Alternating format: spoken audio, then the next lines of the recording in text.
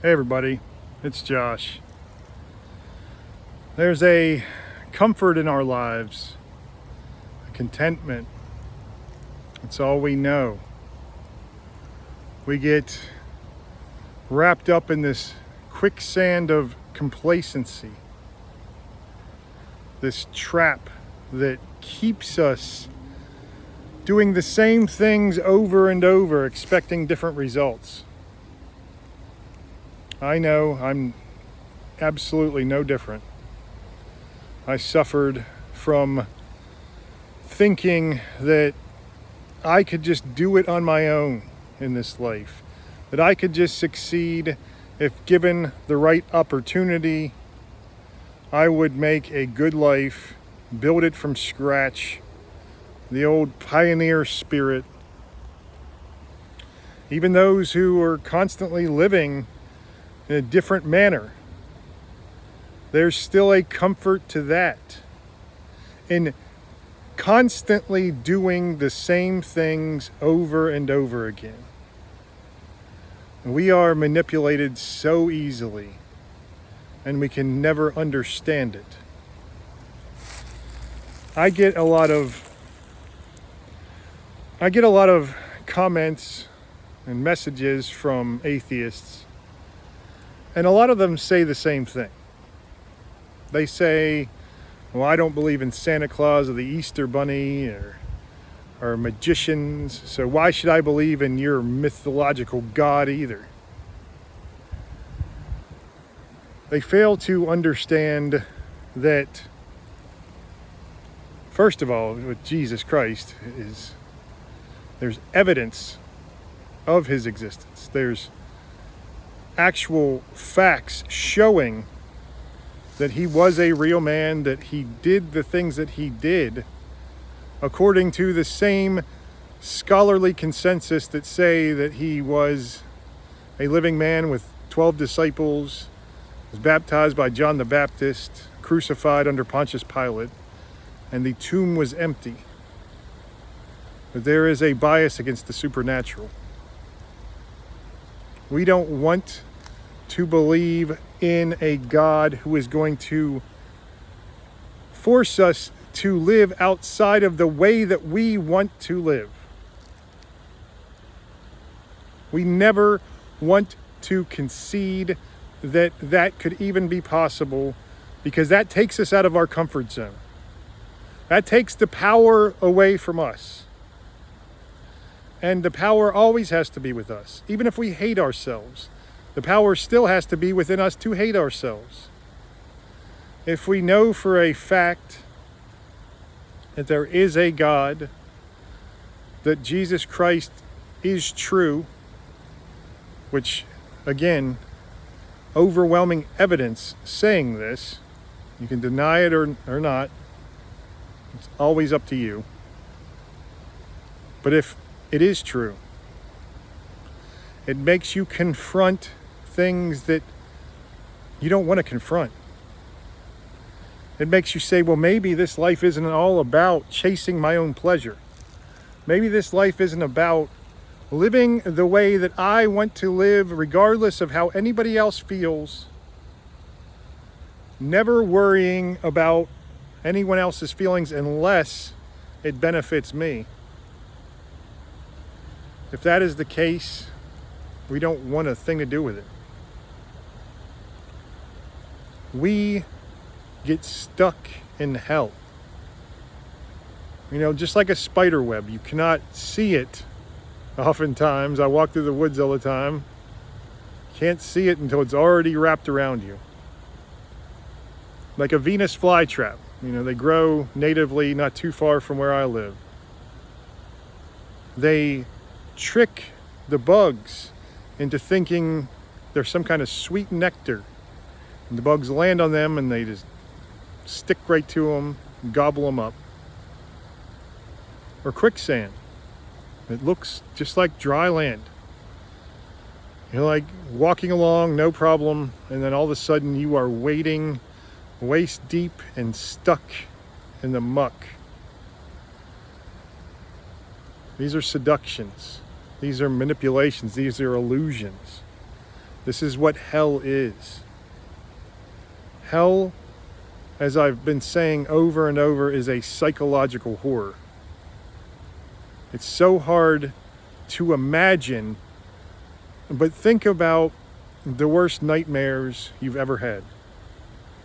Think about that tremendous horror that you feel where your heart is racing, that there's no hope around you. The only thing there is that world that seems completely closing in on you. The walls are all closing in on you. The sky itself is closing in on you. This is what life becomes when you turn away from God for so long. Life becomes this. It's suffering, but suffering for no reason. Chasing after our own righteousness, our own glory. Living for ourselves. But many of us, when we're living like this, we tell ourselves we're not living for ourselves. We do nice things for other people. You know, we absolutely love our family and our friends until it's inconvenient for us, until they let us down. And they always will let us down. And we put our hopes in them. We put our dreams, we tie it around their ankles. It becomes an anchor on them. Our expectations tied to their ankles. It pulls them down farther and farther into the hell that we are in. Because hell is infectious. It's a psychological horror, but the only thing that makes us feel better while in it is dragging others into the same horror that we're in. This is why generations of families succumb to the darkness. Generations. It only takes one, and they drag the rest down with them. And unless someone along the line can find the light of the world through Jesus Christ, you're stuck there. But you start telling yourself that this isn't so bad. You start telling yourself, well, maybe this is heaven after all. Or maybe that heaven and hell aren't real. Or maybe it's just an illusion. A manipulation. Everyone keeps telling us about this heaven and hell to keep us in line, keep us from doing the wrong things, so we won't go crazy and go on a big killing spree or something. Just go wild. Imagine finding out that God isn't real, that there is no God, that the Gospels were a lie. Nothing exists except for us. Made from nothing. Irrational matter and energy just came together and produced us. And there's no hope for us. We're just a flicker in the universe. We're a flicker. We're a pollution. And when we flame out, it will just be the last gasps of this pollution corrupting whatever else is left. The nothingness. I believe it was C.S. Lewis who said that in this world we have a hunger for food, and we are given food. We have a drive for sex, and we are offered sex. We also have a yearning for God. From the very first man, the very earliest remnants of artifacts that we found, they've been worshiping God in some way, shape, or form. So if we have this need for food and this desire for sex, and we are given both of them, Why have this desire for God if there is no God? It makes no sense. The longer you think about the atheistic ideals, it is hopeless. And let's grant the fact that, for the sake of this argument, that somehow we did find out there was no God. It would be chaos. It would be nightmarish. It would be Soviet Union style. The strongest surviving, the smartest surviving. That's it. That's all that matters anymore. Assaults, people laying with others without their permission, it wouldn't matter anymore. The atheists say, I don't need no sky daddy to make me be good. But yet, you adopt these religious moralities, these religious morals, and you use them in your life. So while you say you don't need no sky daddy, you absolutely need your sky daddy. It's just that you think you're your own sky daddy. You think you're your own God. I got this comment from an atheist just recently, and they were telling me how, again, it was just a big fairy tale. And I told them that they absolutely live their lives based on faith. They have faith in love. They have faith in logic. They have faith in so many things. In fact, almost everything that matters in this world.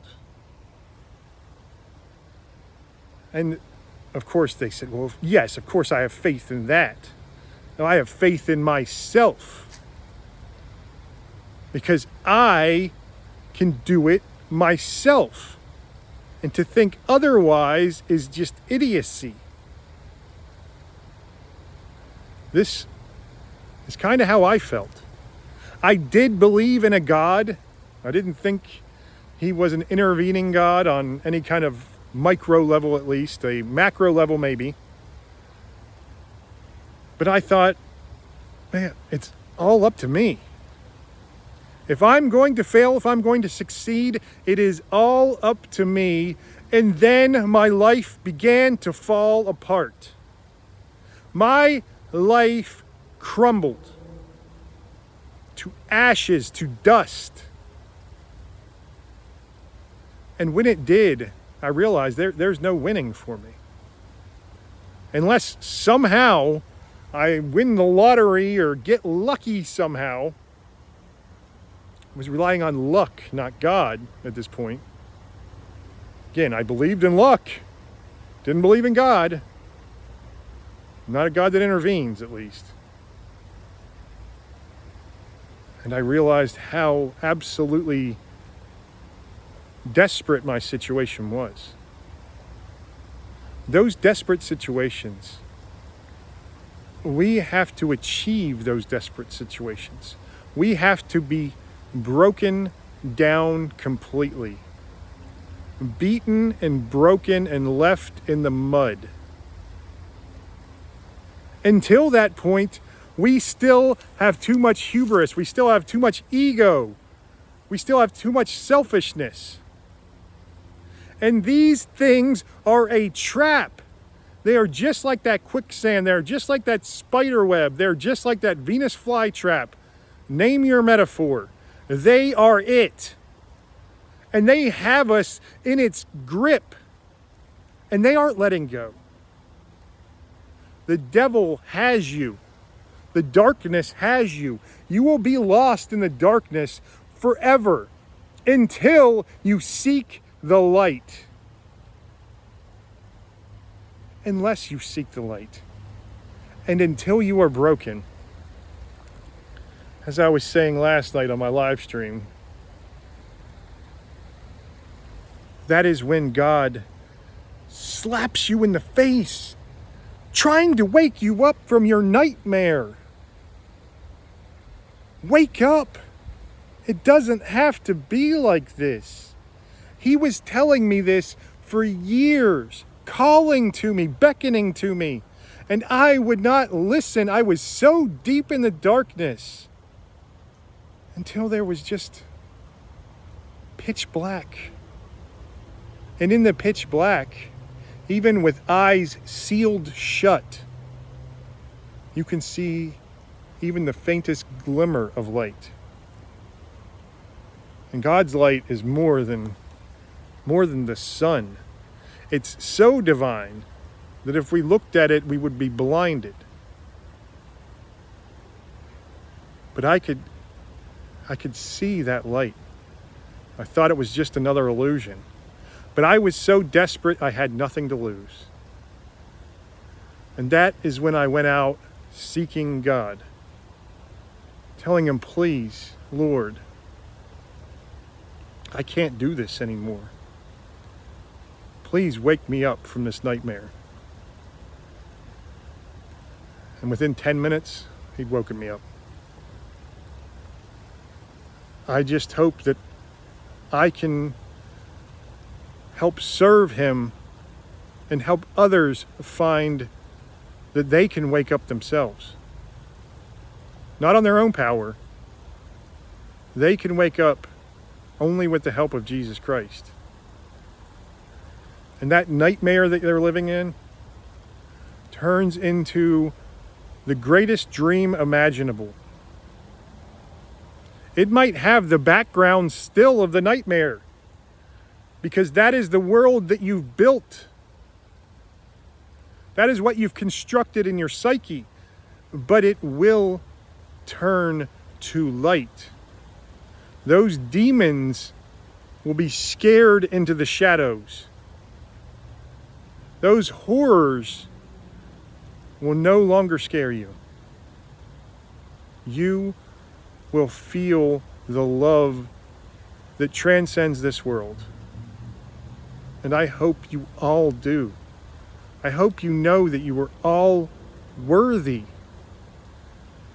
as long as you reach out to God. So again, we are worthy and unworthy at the same time. We're worthy because of Jesus Christ. We're worthy because of his sacrifice. And he is waiting for us. So never, ever stop seeking him in any way you can. All right. I love you all so much. God bless.